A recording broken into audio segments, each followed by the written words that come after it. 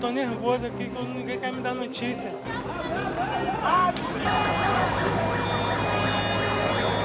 Ô irmão, peraí, que passou lá. Aí eu não vi.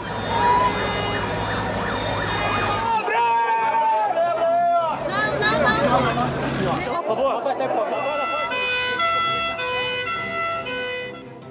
O Jornal do Rio está no ar. Boa noite para você. A partir de agora, fazemos uma cobertura especial do incêndio no Hospital Badim, na Zona Norte do Rio. Vamos falar sobre os trabalhos de perícia que começaram desde as primeiras horas da manhã com a atuação da Polícia Civil e do Corpo de Bombeiros. Nesse incêndio, 11 pessoas morreram, 103 pacientes que estavam internados no Centro de Tratamento Intensivo precisaram ser remanejados para 12 unidades de saúde, não só da capital, mas também da Baixada Fluminense. 77 permanecem internados nesses hospitais, os demais tiveram altas. 20 funcionários, pelo menos, também estão internados diante da observação dos médicos por conta da inalação de fumaça. O prefeito do Rio já se manifestou, sugerindo a possibilidade de investigação no caso de sabotagem. A gente vai tratar sobre esse assunto já já.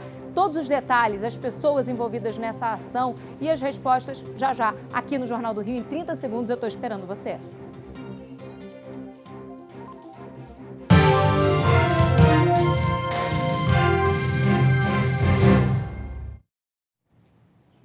Ok? Ensino humanizado com formação globalizada, preparando cidadãos para o mundo. Ensino médio, fundamental, pré-vestibular e mais um bom motivo para mudar para o Ícaro. 10 sessões especiais para novos alunos nas 3 filiais, uma perto de você. Gostou? Então vem.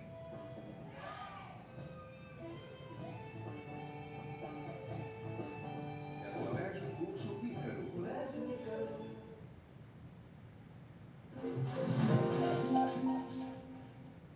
Ontem, no início da noite, trazíamos já informações do incêndio no Hospital Badim, na Zona Norte do Rio de Janeiro, no bairro da Tijuca. Hoje, durante a madrugada, confirmamos 11 mortes diante da inalação de fumaça na maioria dos casos. Esses corpos que já foram para o Instituto Médico Legal. Os trabalhos de perícia aconteceram ao longo de todo o dia no hospital, com homens do Corpo de Bombeiros, também da Defesa Civil e da Polícia Civil. E a gente vai agora, ao vivo, chamar Yasmin Bachor, que está na porta do Hospital Badim e tem informações sobre o dia hoje por lá. Oi, Yasmin, boa noite para você. Oi, Thaís, boa noite a você, boa noite a todos. Olha, como a gente pode mostrar, a área que está isolada, uma empresa privada foi contratada pela direção do hospital para fazer todo o trabalho de drenagem, para retirar a água que está no subsolo aqui do prédio. Esse trabalho de drenagem já começou e deve durar durante toda a madrugada. A previsão, segundo aqui as equipes, é que esse trabalho só termine por volta já no início da manhã, quando a Polícia Civil deve voltar aqui para fazer o trabalho de perícia, já que os policiais só podem ter acesso ali ao subsolo, concluir o trabalho de perícia depois que toda essa água for retirada. Os policiais já tiveram acesso ao gerador, que seria o motivo aí desse incêndio, ainda a ser investigado, mas os trabalhos tiveram que ser encerrados por conta da baixa iluminação. As equipes do Corpo de Bombeiros continuam aqui no local também fazendo o trabalho de rescaldo para verificar se ainda há algum foco de incêndio. 11 pessoas morreram, né, Thaís, nesse incêndio aqui no Hospital Badim, e a gente acompanha agora a reportagem da Camila Greco.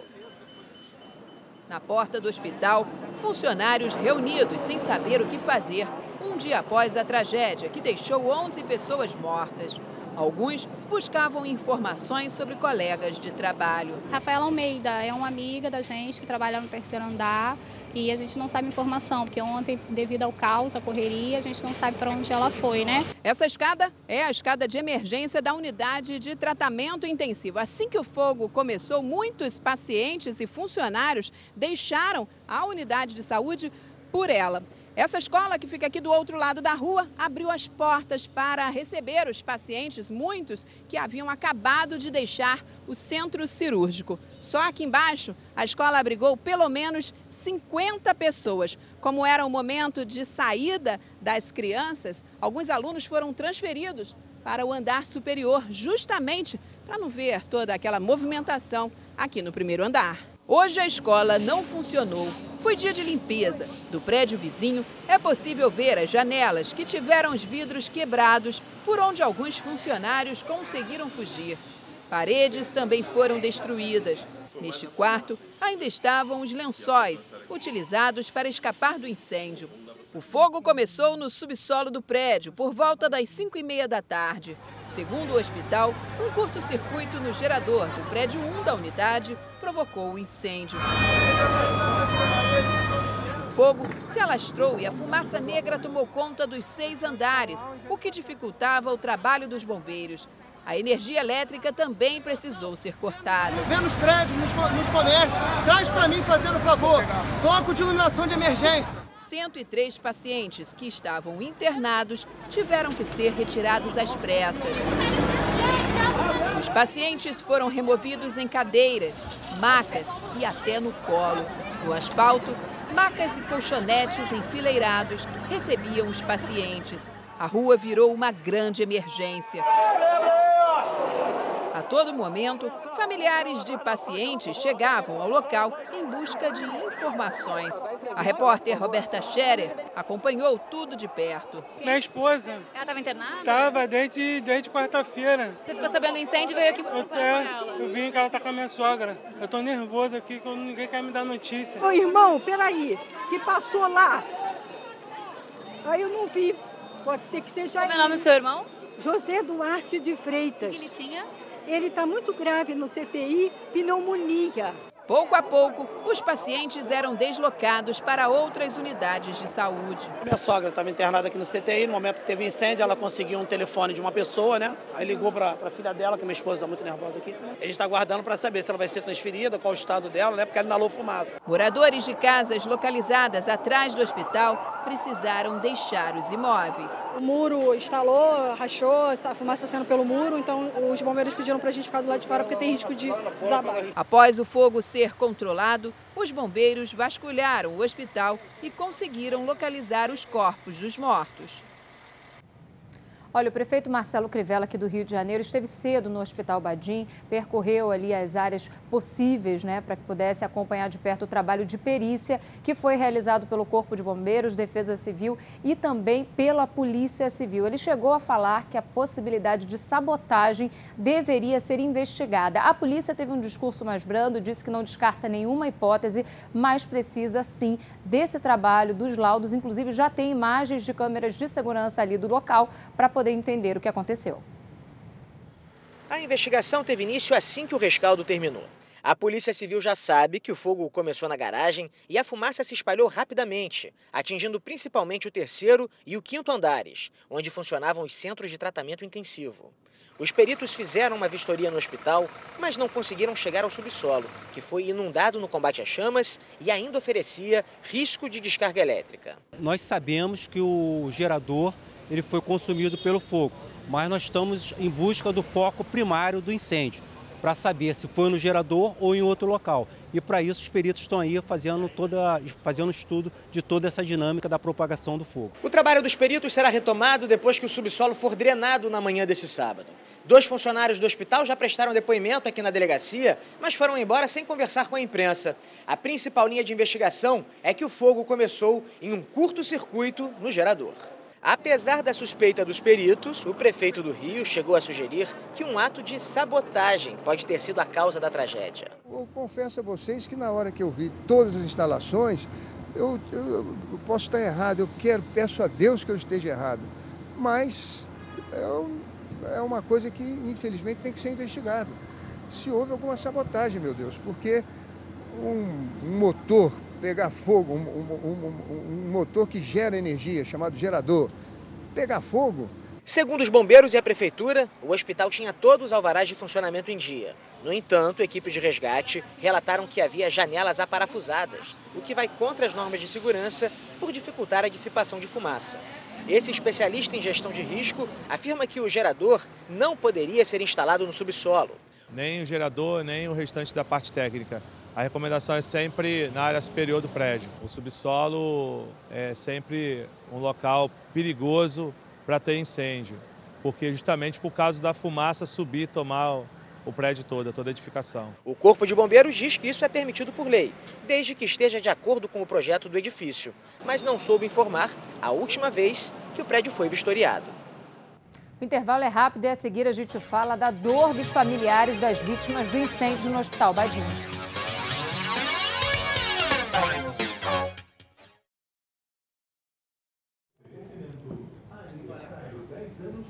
Agora a Nath, ok, né? Ela chama o VT. E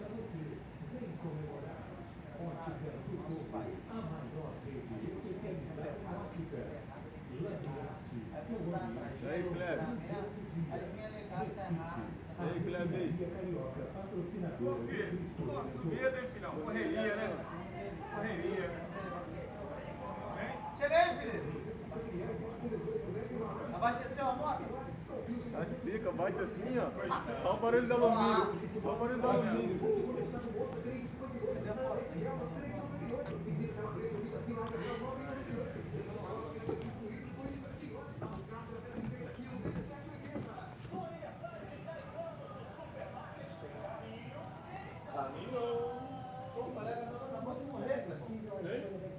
11 pessoas morreram. Estava mexendo no caminhão dele, o caminhão se moveu, passou pela cintura dele. Também, né? Os caras botaram 11 pessoas. Rompeu, cara. Vai filmar aqui, ó. Eu, os 3 irmãos, cara. Dois. Foi tocar o pneu. Tocar o pneu do cara.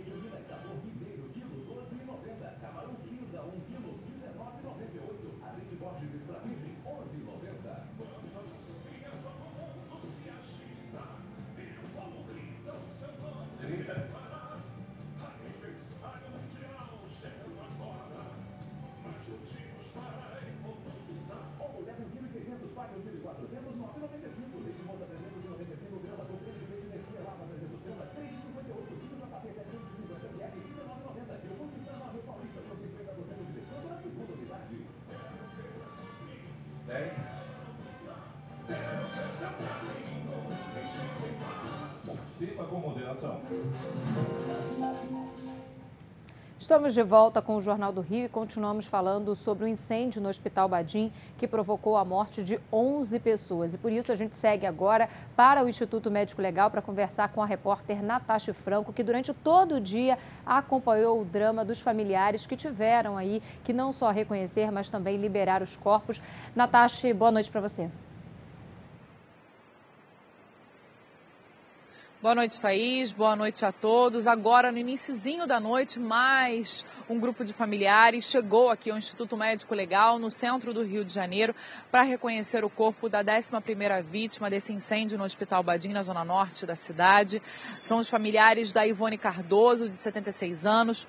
O corpo dela chegou aqui ao Instituto Médico Legal no final da tarde, ela que foi levada com vida para o hospital israelita ontem, logo depois do incêndio, mas acabou não resistindo. O corpo dela chegou aqui no Instituto Médico Legal, mas ainda vai passar por uma perícia e eles, os familiares, quando chegaram aqui, estão fazendo agora a identificação do corpo. Só depois disso é que o atestado de óbito pode ser liberado e aí o corpo vai passar por todo o processo para o sepultamento. Além dos familiares da Ivone, outros familiares das outras 10 vítimas desse incêndio passaram a manhã e a tarde aqui no Instituto Médico Legal, onde uma força-tarefa do Instituto Médico foi formada, da Polícia Civil, para a liberação célere desses corpos.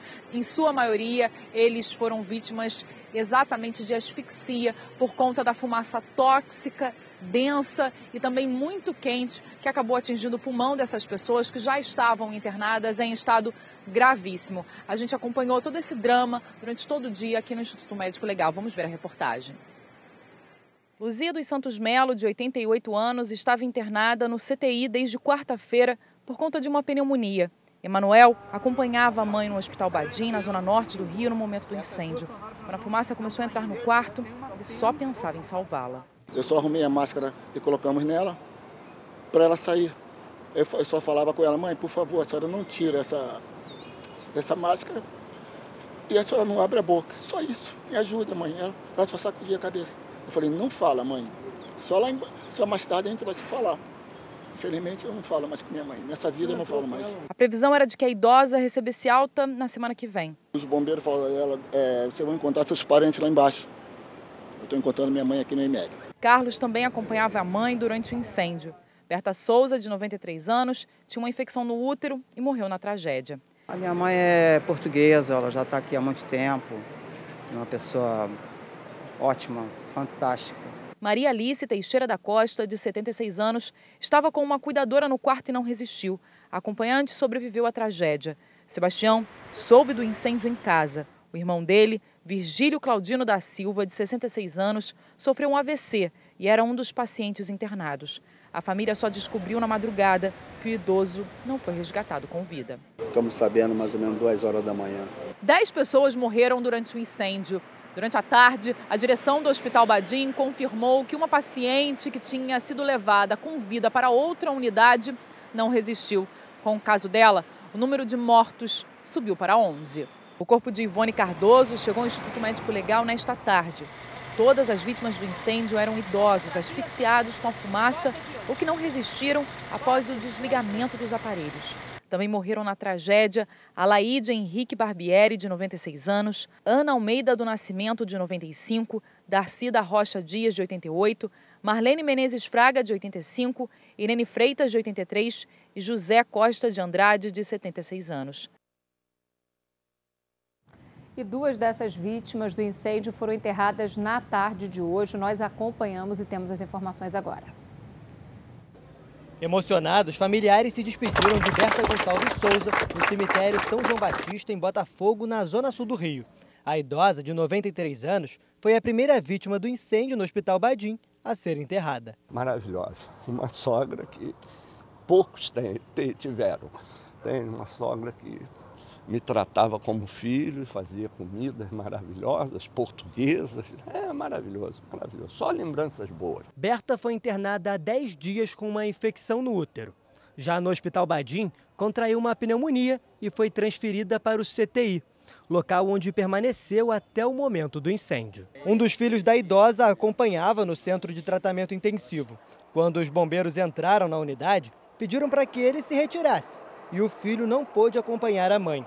Apesar do ocorrido, a família não vê o ato como negligência. Não culpa ninguém, a família encara como uma tragédia, Nascida em Portugal, Berta veio ainda jovem para o Brasil.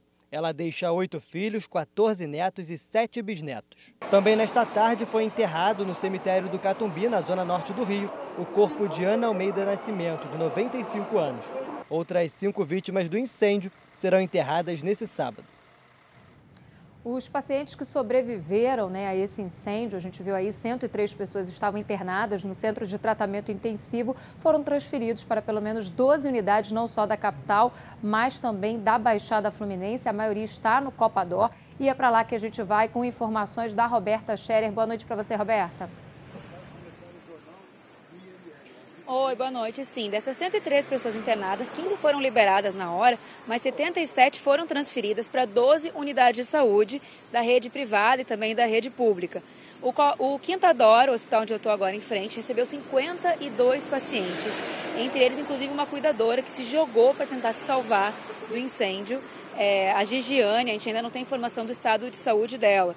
20 funcionários 20 pessoas que não estavam internadas, mas entre funcionários, cuidadores e pessoas que estavam lá na hora do incêndio, também foram internadas para cuidar dos médicos. A Marcele Setúbal conta pra gente como foi esse resgate das vítimas ontem. O hospital que eu estava tomando conta de uma senhora, tá pegando fogo.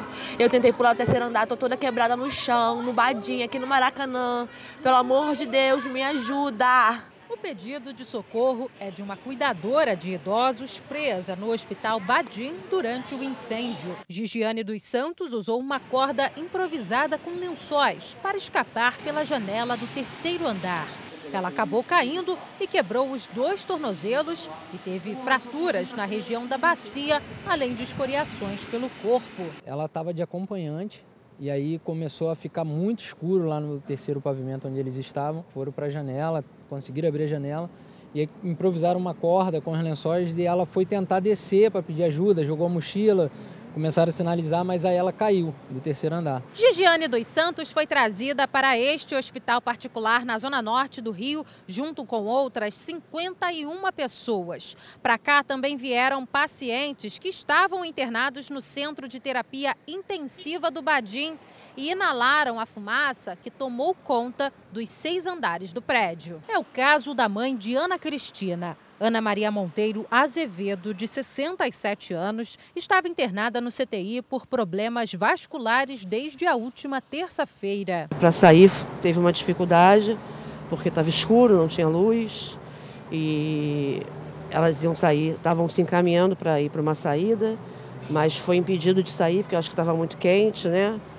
Aí tiveram que sair para um outro lado. O telefone celular foi uma importante ferramenta de resgate para a mãe de Maria Carolina, que estava presa em uma sala no terceiro andar do hospital, tomado pela fumaça. A jovem passou o número da mãe para os bombeiros, que usaram as coordenadas dadas pela paciente para chegar até ela. Como a gente estava se comunicando o tempo todo com ela no telefone, os bombeiros mesmo pediram o número de telefone e pediu, não liga, porque a gente vai ligar. E a gente vai a caminho de lá, mas falando com ela no telefone. O pior foi a segunda vez que ela ligou, que ela falou que era muito fogo e muita fumaça, que, pelo amor de Deus, era para eu cuidar dos meus irmãos, que ela não estava aguentando mais. Eu ouvi ela chorando, ela gritava junto, por favor, me ajuda, é muito fogo. O pai de Luciane estava internado na unidade há 18 dias por causa de problemas cardíacos e pulmonares. Ela relata as cenas que viu ao chegar na entrada do hospital. Eu fiquei desesperada, e as coisas descendo, caindo, e era colchão caindo, era máscara caindo, as pessoas jogando as coisas pela janela. A mãe de Kátia é uma das pacientes que foram levadas para esta unidade particular próxima ao local do incêndio. Ela conta que a idosa, já debilitada, após inalar a fumaça, precisou ser carregada no colo pelos bombeiros. Consegui falar com ela e ela já não conseguia mais falar direito, sabe? Ela me pediu socorro, filho, eu não consigo respirar, muita fumaça. A fumaça densa dificultou a saída dos pacientes, mas a situação se agravou com a falta de organização. Este homem reclama da falta de sinalização para indicar o caminho dentro do...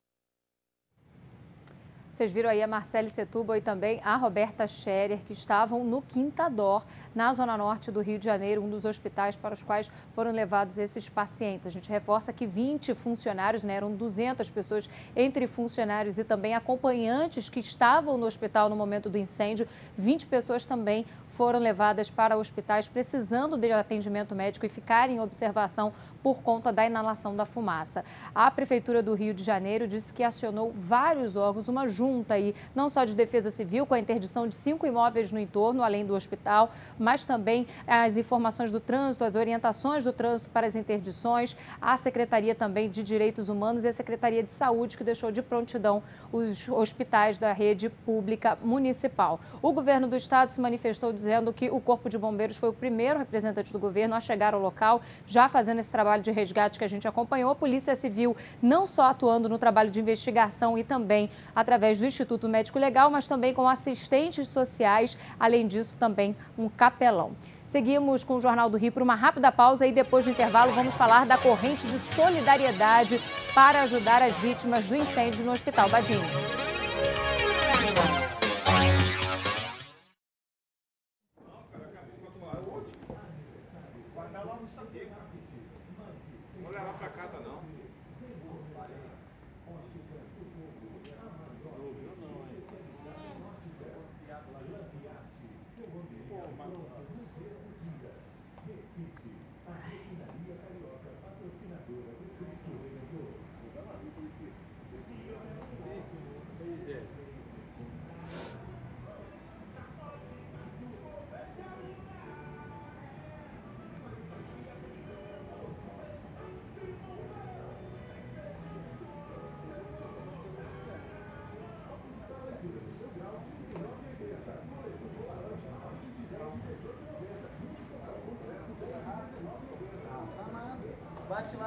saca.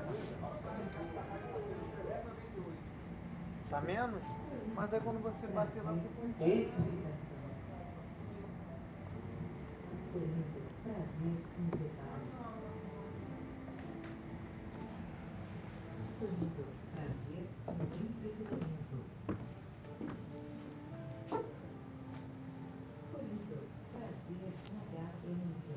Quanto tempo, Márcio, para a cabeça?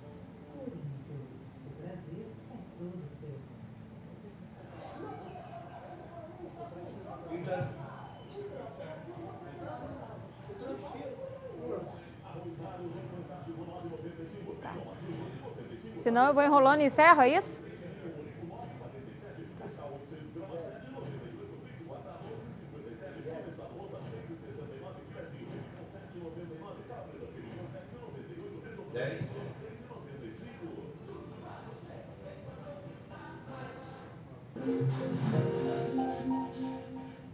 E em meio à tragédia, esse incêndio, provocando a morte de 11 pessoas no Hospital Badim, também uma corrente de solidariedade. Pessoas que se reuniram no entorno do hospital para poder ajudar, desde a compra de uma água até a liberação de espaços para que os parentes pudessem ficar aguardando informações. Também profissionais de saúde de várias regiões estiveram no local para tentar prestar auxílio às pessoas que estavam ali, não só os pacientes, mas os profissionais que estavam trabalhando. E a gente acompanha essas histórias agora. Imagens de câmeras de segurança mostram o momento em que pacientes em macas e cadeiras foram acolhidos na garagem de uma creche próxima ao hospital. Uma verdadeira praça de guerra, foi bem difícil. E os funcionários foram muito solícitos, em todo momento eles ficaram ali para ajudar. Até os que estavam, não estavam bem. E os próprios vizinhos, os amigos, os pais da creche ligando, perguntando se queria ajuda. Muita gente trouxe água, lanterna, porque teve um momento que a gente ficou sem luz na rua. A corrente de solidariedade se formou para tentar salvar vidas. Moradores se revezavam para ajudar equipes do Corpo de Bombeiros a carregar macas e levar água para pacientes e profissionais de saúde. O morador ajudaram, todo mundo da rua, outros vizinhos, todo mundo ajudou. Prédios vizinhos também abriram as garagens para receber as pessoas. Este morador conta que chegou a pegar a mangueira para tentar apagar o fogo junto aos bombeiros.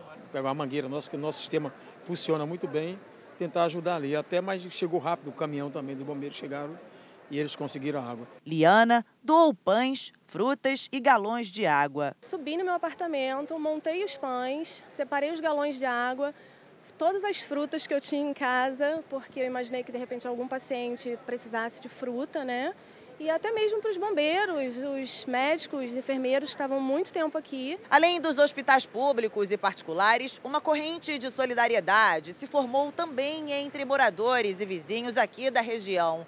Muitos, sensibilizados com a situação, fizeram questão de vir aqui ao Hospital Badim trazer doações de águas e alimentos. Dona Maria, de 75 anos, foi uma delas. A idosa, que trata uma trombose venosa, estava internada há 2 dias. Esperei, aí comecei a gritar socorro, e não via mais ninguém. Aí comecei a descer, aí tomou tudo, a fumaça tomou tudo. Eu não tinha mais visão para nada, não conhecia a descida das escadas, que eu não conhecia bem o hospital. Então foi muito difícil para mim chegar onde eu cheguei. Alba, filha de Dona Maria, agradece por toda a solidariedade. Nesse momento a gente vê a solidariedade das pessoas, que é importante a gente dar ênfase ao ser humano e deixar todo o resto para lá. Então, eu tenho muito a agradecer a muitas pessoas. Estou, assim, cheia de gratidão. Você fica agora com o Jornal da Band, também com uma cobertura especial sobre o incêndio no Hospital Badim. Uma boa noite para você. Thank you.